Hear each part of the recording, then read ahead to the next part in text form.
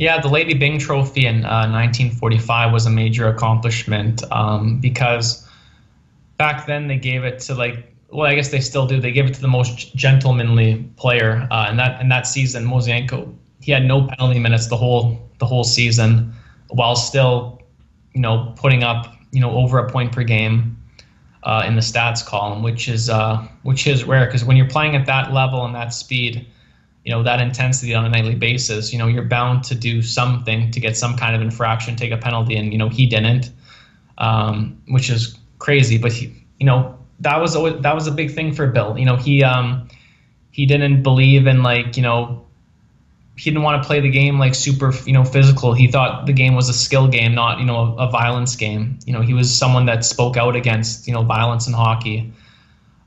He thought the game should be purely skill based. Sure, fighting's in hockey, but he wanted just to give the fans a good show them nice stick handling, fast skating, good shots, good saves by goalies. So I think that was a big part of Bill's mold as a hockey player.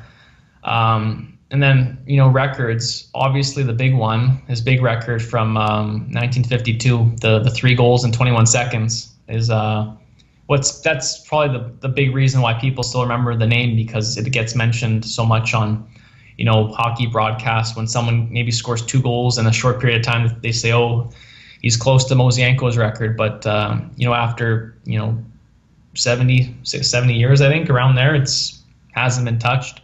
Hasn't really been all that close either for 3 goals in 21 seconds. So I think it's one of the best records in hockey, and one that, is a good chance it never gets broken, in today's NHL.